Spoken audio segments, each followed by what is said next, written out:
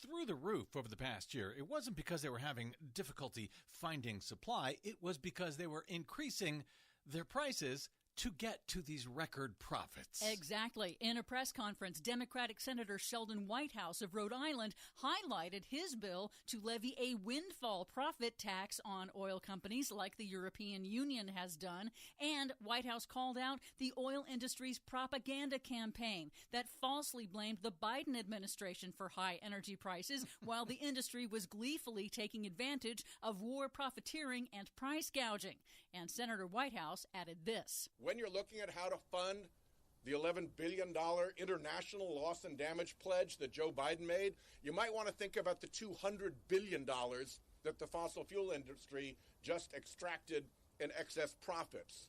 They are not stepping up to make good in international loss and damage for the harm that they cause. They have to be held accountable. Did you think they'd step up, Senator Whitehouse?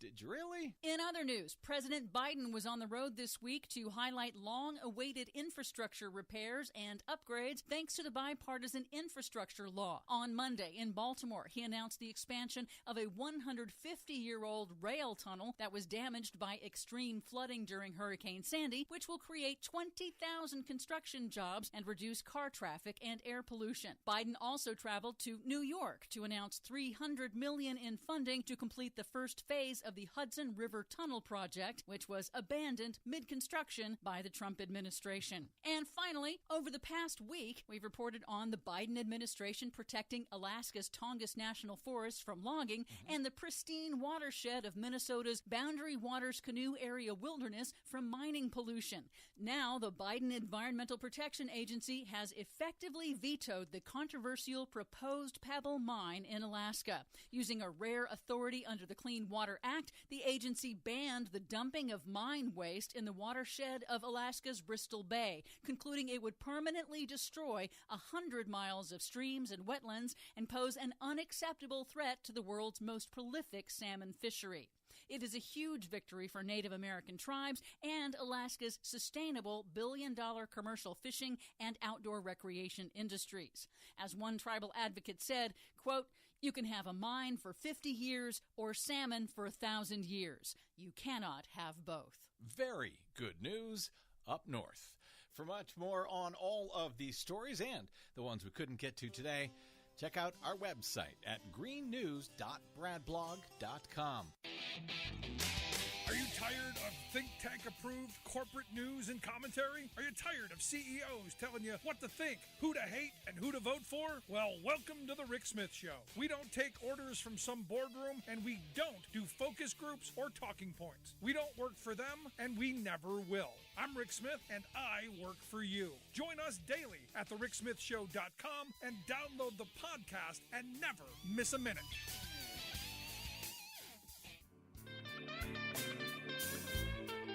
Welcome back to the Rick Smith Show. Now, here is Rick Smith. So waiting for the fallout from the six dictators in robes to come down with their decision on the Glacier Northwest versus Teamster case, which is going to dramatically, if it goes the way that I think it's going to go. In fact, most people that I talk to think it's going to go. It's going to dramatically change how workers and their unions fight for better wages, hours, conditions, have their voices heard in the workplace. It's going to make things, at least I think it's going to make things dramatically different. That's why I've asked a couple of experts to come and explain it to us a little bit better, share some thoughts on what might happen, and, well, how horrible this could be down the road if decided the way that, again, I think it's going to come down. That's why I've asked Ben Sachs to come talk with us. He's the Kastenbaum Professor of Labor and Industry at Harvard Law School. And Sharon Block, she's a professor of practice and the executive director of the Center for Labor and a Just Economy. Guys, thanks for taking time for us.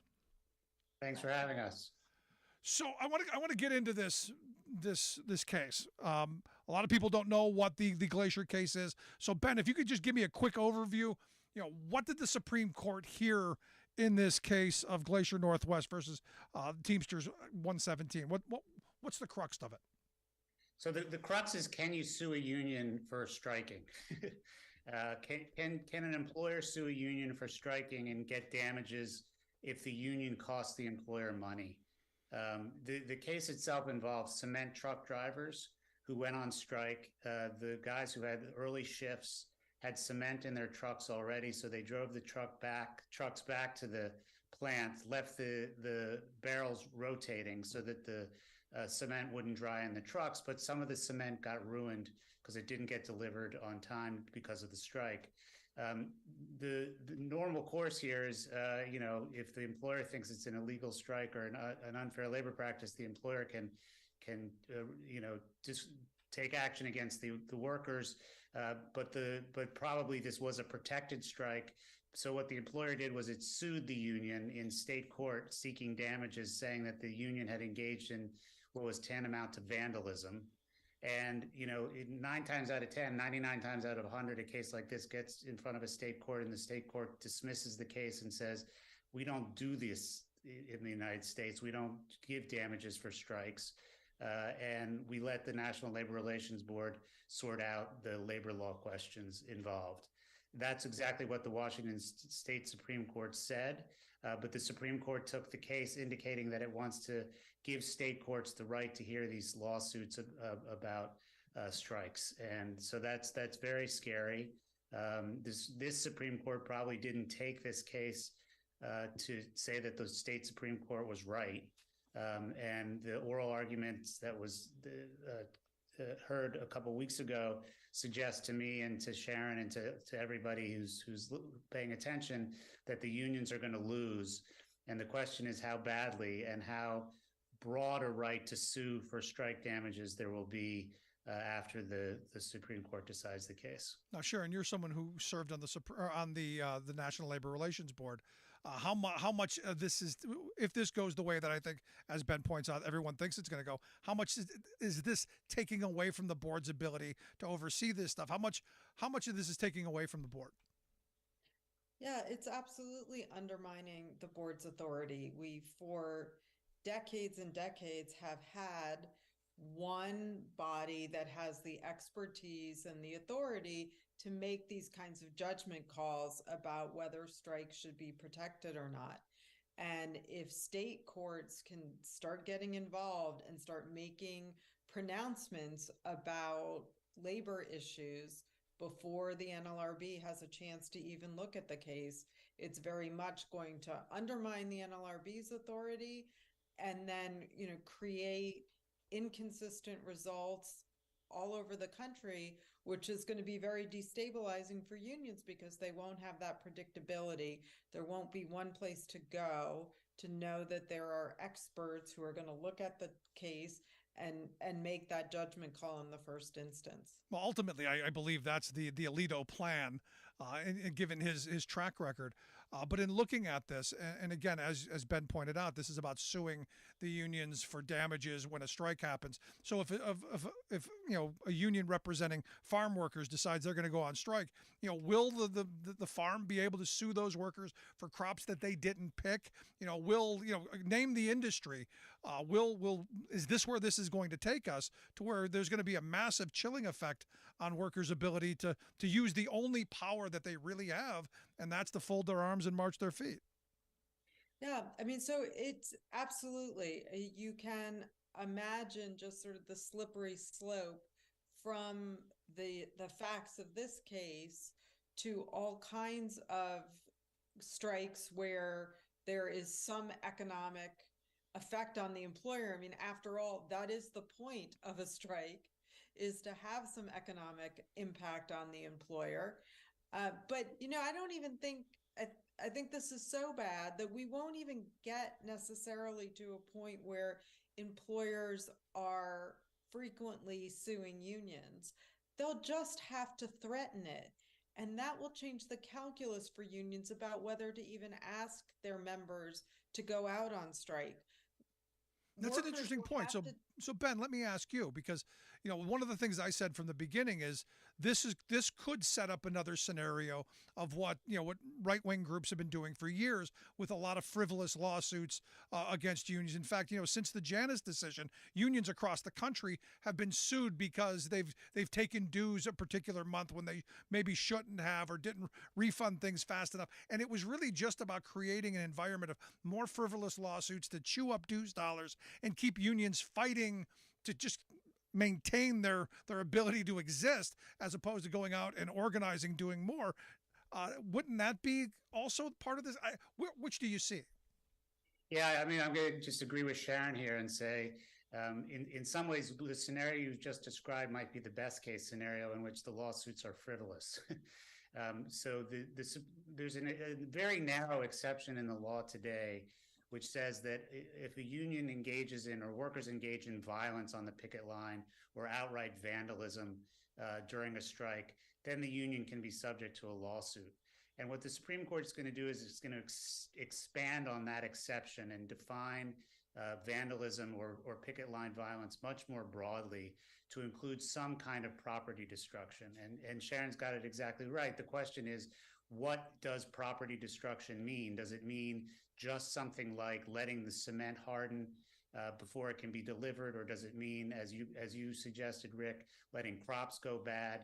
If supermarket workers go out on strike and some of the food spoils, is that property destruction, or are lost profits property destruction? And we don't know what the Supreme Court will say. They could say any of those things, but Sharon's got it exactly right. Whatever they say, they're going to expand the definition of what property destruction means, and invite lawsuits of the kind that you're discussing. And yes, so that's going to be deeply destabilizing and even further undermine the strike right that's already so compromised by terrible Supreme Court decisions that we've had over the last handful of years. No, because this is one of those things, and Sharon, I want to go back to you because, one of the things that's concerning to me is, because he said lost profits, by withholding my labor, can I now be sued for not working?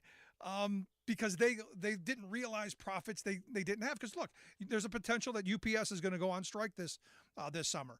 Could UPS inevitably sue the Teamsters Union for profits that they didn't make because those packages didn't get delivered? Could this take, and this is that slippery slope, could this take us in that direction? Right. And that's exactly the point, is we won't know the answer to that question. The court will, like Ben said, expand this definition. We've seen them play this game before, where they use sort of imprecise words that other courts can then take and expand even further. And now you've got the basis for lawsuits all over the country trying to define whatever this new definition that the court will put in its opinion. And so you've got, even before the cases get back to the Supreme Court or these lawsuits are even resolved, you've got unions having to defend themselves in court, which cost, dues members money, to just even, try to have this right that has been so important since the act was passed. And now there's almost like a tax on it because of, at the very best, uncertainty that we'll have about how far this court is really willing to go. Now, see, here's the thing, and this is where I'm not the legal experts. You guys are. It's my understanding that the original National Labor Relations Act did not give employers any rights whatsoever because they understood employers had all the rights to begin with. This was simply about giving workers the ability to have some voice, and had a government push to try and encourage people into collective bargaining, so that it was kind of a peace treaty in my view. Again, not the legal expert, but Ben, you as the professor, explain a little bit about the intent there, because this seems to me miles away from that original intent. Yeah, I mean, the way I read the National Labor Relations Act is as giving workers a source of countervailing power to fight against the power that comes from the ownership of capital that the employers have. The law is written in broad, sort of constitution-like terms. The right to engage in concerted activity for mutual aid and protection. The statute says that the right to strike shall be preserved, and it's really been the court that's chipped away at the meaning of the statute, at the sort of radical potential of the statute over the years. Congress did some damage in 1947 with the Taft-Hartley Act, but it's really been the court, it's particularly in recent years, that's started to take a sledgehammer to the rights that are enshrined in the Labor Act. No, it's scary. So let me ask you, Sharon, because the other part of this is we see a lot of organizing going on. We see a lot of activity. You look at Starbucks, there's a lot going on around getting Amazon organized, REI. I mean, you can go down the list of the organizing campaigns that are going on. There are more strikes that are happening. Over the summer, we saw a number of them across the country. This seems, interesting timing. It seems like the goal is to quash that and to keep wages where they are. I look at this in this moment going, it seems curious to me. I guess that's where I'm at. Yeah, I mean, I think the fact that the court decided to hear this case was somewhat of a surprise. This was not an issue where you've seen a lot of activity, in the lower courts. That's usually a signal that an issue's getting churned up and needs the court to step in and sort of settle the law. That's not what was going on here. So it does feel like the court reached out to decide this issue, to elevate this issue, because they've got an agenda to accomplish. And it's hard to escape that. I don't say that lightly, but it's hard to escape that conclusion. If you look at what the court has done in cases involving unions over the past few years. No, almost my entire working life. You're listening to the Rick Smith Show here with Ben Sachs. He's the Kastenbaum Professor of Labor and Industry at Harvard Law School. Also, Sharon Block is here with us. She's the Executive Director of the Center for Labor and a Just Economy. Their website you want to check out, clje.law.harvard.edu. We'll get links out on social media, much easier to get. They also run the On Labor blog, their blog onlabor.org. Also, we'll get links out on how you can take a look at that. Now, again, I come back to this organizing. I do believe that if this goes the way I think we all expect it to go, it's going to put a chilling effect on organizing. But the reality is, and my old school friends like to remind me, that sit-down strikes and other tactics of the past were also illegal, but workers, still rose to the occasion. Do you have hope that the future still we're going to find ways around this, or thoughts? Let's start with you, Ben. Yeah, I mean, I've been incredibly inspired and moved by the heroism of American workers over the past few years who have organized in the face of terrible odds and unbelievable hurdles. Absolutely, working people will figure out how to deal with the Supreme Court and continue to organize unions and continue to build power. Our perspective on this is it shouldn't be so hard. It shouldn't take heroic efforts to form a union. It should be everybody's right. And that the failure here is American labor law. And the Supreme Court has bears a lot of responsibility for the failure of American labor law. But the purpose of our labor law is to enable working people to choose unions, to form unions and to collectively bargain. And that's failing right now. And we need to step up and rebuild this legal system so that it does facilitate workers' right to choose a union. No, it is way too hard. As someone who's done organizing over the years, it's way too difficult.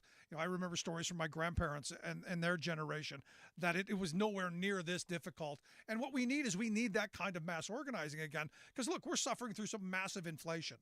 And I keep telling people the way forward in this is people fighting for better wages, hours, and conditions.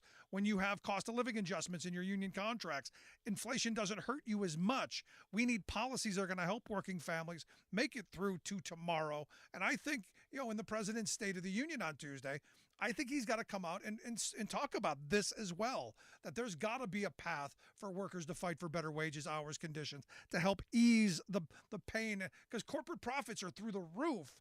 Workers should be getting a portion of that. At least that's my thought. Sharon, I want to get yours. Yeah, I absolutely agree. I think it's important for the president to make clear that he doesn't believe that the path to bringing down inflation is on the backs of workers by doing things like trying to raise the unemployment rate, like we see, we believe the Fed is trying to do.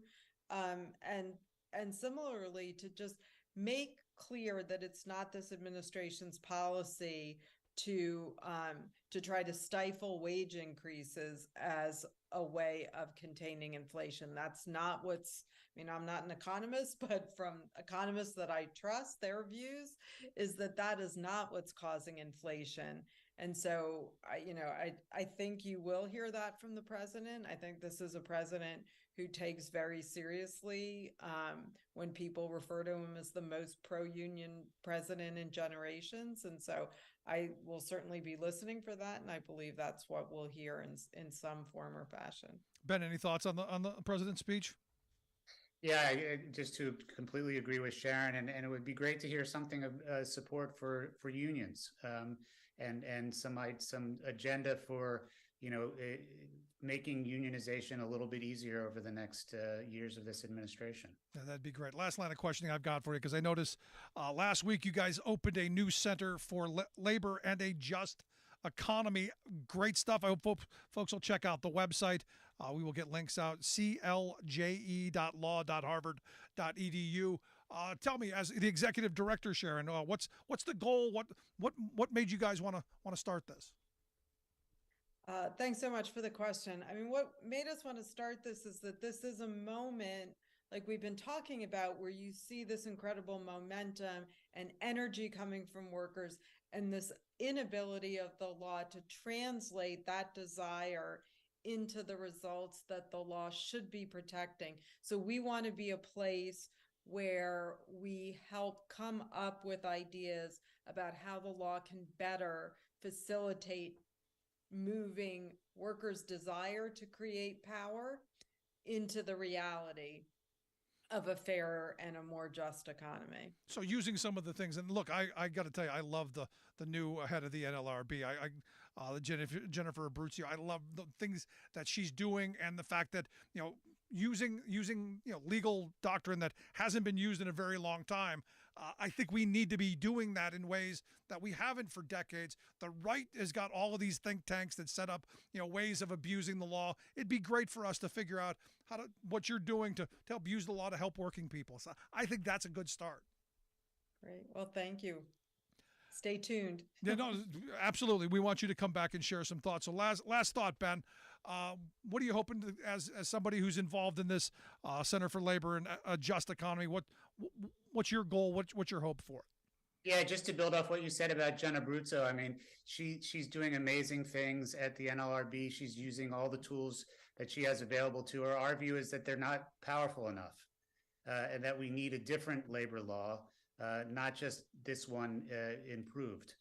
We need to do things like sectoral bargaining. We need to give people just cause dismissal protection, and really rethink labor law from the ground up to enable people to choose a union. No, that's incredible stuff. And the hope is you'll come back, and when you get this, and we can talk about those, because those are really important topics that I think we need to express and discuss. I don't think we talk enough about labor law. I know it's not sexy. It's not balloons. We're not talking about balloons. But I think we should be talking about labor law and how people can fight for better wages, hours, conditions. Guys, I appreciate the time. Thanks so much. Thanks, Rick. Thank you. Take care. Outstanding. I appreciate the time, Sharon Block and Ben Sachs. Want to hear your thoughts? Email me, rick@thericksmithshow.com. I'm going to take a quick break. Right back. Stick around. You're listening to The Rick Smith Show. We're working people. Come to talk.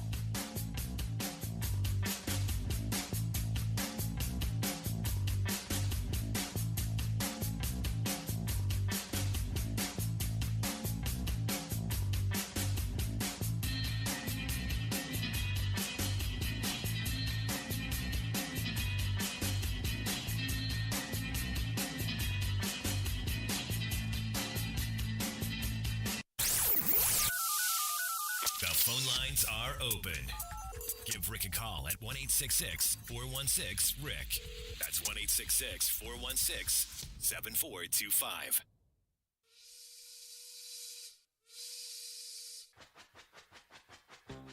If you're a fan of the show, you've heard our labor history in 2 segments, and you can hear them on the radio pretty much anywhere in the U.S. Labor history has never been more important than it is right now. So here's what we'd like you to do. Tell a teacher. Tell a teacher that labor history is important and that they can get digestible 2-minute lessons that are absolutely free. Free to download, free to use, free to share. Tell a teacher to go to thericksmithshow.com weeknight.org/history and help us put labor back where it belongs, in the classroom. You know, generations of American workers fought, bled, and died to build the American way of life. It's our job to keep their stories alive. Go tell a teacher that we're here to help them do just that. Find us at thericksmithshow.com/history today.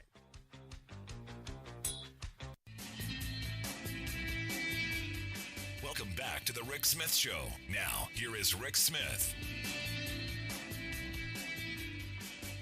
Wow, I got to tell you, the Center for Labor and a Just Economy sounds like a great idea. Would have been great 30 years ago. Here's the thing. This is where the left and labor hasn't done enough of getting their message out. You throw something out on social media and immediately the trolls got the talking points. All the talking points, that they regurgitate them ad nauseum. And yet, working people who, you got to have the tools to fight back against that. I've had people make accusations, like the one today that caught my attention. A woman on social media said, my husband works for a union company and they're in bed with the union and the company are in bed together. In fact, she said, the CEO of the company is on the board of the union. And you go, no, that's illegal. That would never happen. But there are people who throw this stuff out there. And if it goes unchallenged, if you don't have the tools and the knowledge to go, no, that's not how our system works, people buy it. And if they repeat it enough, this is what the right understands masterfully, which is why right-wing talk radio was so important to their dominance of the message machine. Ad nauseum, they keep pounding the message. The outrage candy is plentiful. They never run out of anger. And they never run out of focus group tested, think tank approved messaging to keep us pitted against each other. The balloon is a perfect example.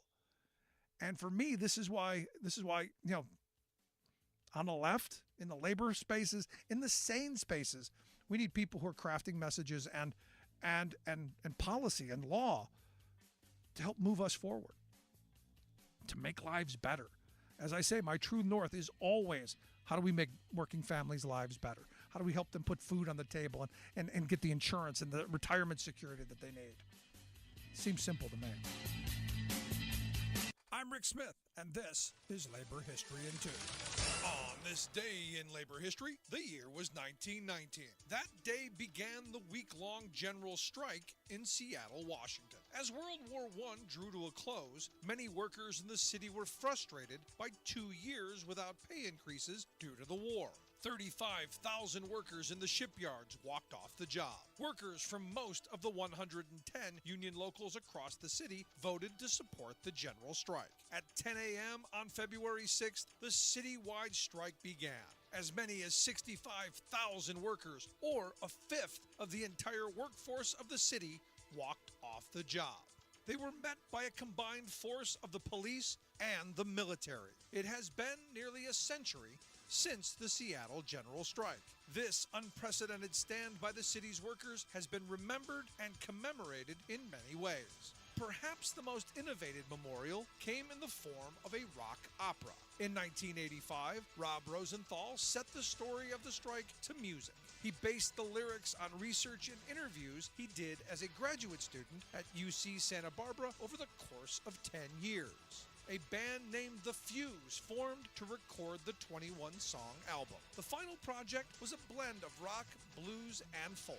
The music tells the story of a fictional man who comes to Seattle looking for work in the shipyards during World War I, joining the labor movement and the strike.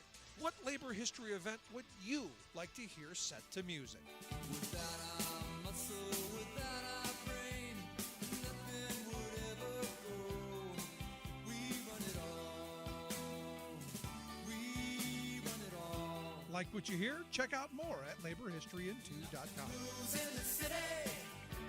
Unless we say so. Let the bosses curse. People are baffled by the surreal saga of George Santos, the bizarre Republican Congress critter who is a bottomless sinkhole of lies. How could he think that he, a highly visible public figure, could get away with such blatant fabrications? Perhaps he thought he was a corporation. After all, these multi-billion-dollar brand name outfits routinely lie about who they really are. Crass polluters shamelessly run PR campaigns claiming to be environmentalists. Price gougers pose as consumer champions, and economic downsizers glorify themselves as visionary creators. They gild their resumes for their own profit, and they get away with it. So George might have thought, I'll follow the corporate model, just make stuff up, like soulless tobacco executives do. For decades, they killed millions of people for profit, flat out lying that nicotine was not addictive, that their cancer sticks were not deadly, and that they did not target their ads to children. But wait, today's tobacco titans claim to be born-again public health champions. We have an unprecedented opportunity to move beyond smoking, said the head honcho of the Philip Morris brand, asserting that Big Tobacco would henceforth back the public push for a, quote, smoke-free future. Philip Morris garnered